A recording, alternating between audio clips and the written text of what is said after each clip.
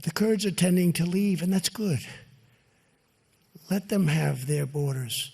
But I don't think our soldiers should be there for the next 50 years guarding a border between Turkey and Syria when we can't guard our own borders at home.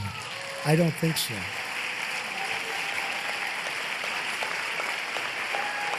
So let's see what happens. And it's a long ways away.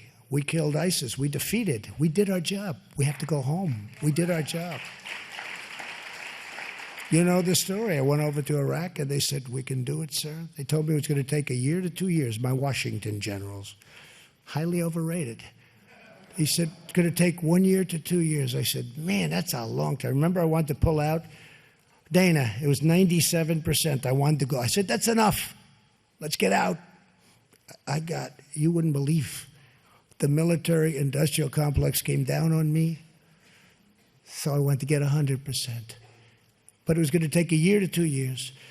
And then I went over and I met with the generals. And I said, "So generals," and these guys are like, I'm telling you, central casting, like better than anybody in Hollywood. There's nobody that looks like this in Hollywood.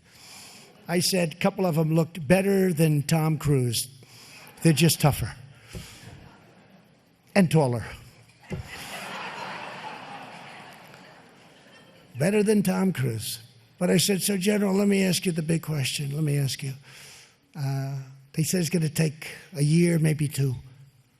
"How long will it take you?" 2 weeks, sir. "What do you mean 2 weeks?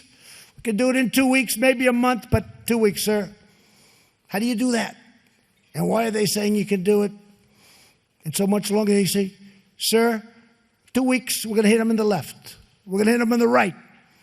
We're going to hit them underground, overground, this way, that way. They would never let us fight."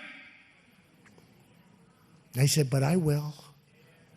And they went in, and they did. They hit them on the left, they hit them on the right, they hit them down the middle, and within 3 weeks after I gave the go-ahead, ISIS, we had 100% of ISIS. And we captured a lot were killed. They're fighters. They don't do big white flag things, you know. A lot of people said maybe they'll give up. The general said, "No, they won't, sir. They don't give up." It's an ideology, and it's, tough ideology. But we did it very quickly. And so we did what we should have done.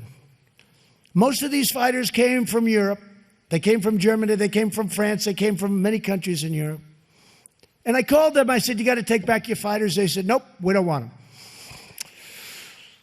I said, "You don't understand. We're not going to take the fighters. We don't want them. We're not bringing them to Guantanamo. We're not bringing them to our prisons in the United States. They come from France. They come from Germany. In many cases, they're citizens. They left to fight. We don't want them back." I called them again. I said, "Got to take them back or we're going to let them go right in your damn border." But they wouldn't do it. They wouldn't do it. They didn't want them back. And we have thousands of them. We had some really bad ones. The Beatles, the Beatles, they're the ones with the chopped off heads. And you know what we did? The night that the shooting started, we had some incredible military people go into that prison and grab them and take them and bring them out, and we have them totally under wraps. They were the worst of everybody. And we've got them now. They're ours. But people don't treat us right. We did them a big favor. We captured these people. And I just want you to know that, because there's a big story to this. It's not just what these people say. And by the way, if I did the opposite, if I stayed and fought, we could have stayed and we could have fought and we would have knocked Turkey around and they would have hated it. If I get out, they hate it. No matter what we do, they're going to hate it. Okay, no matter what decision we made.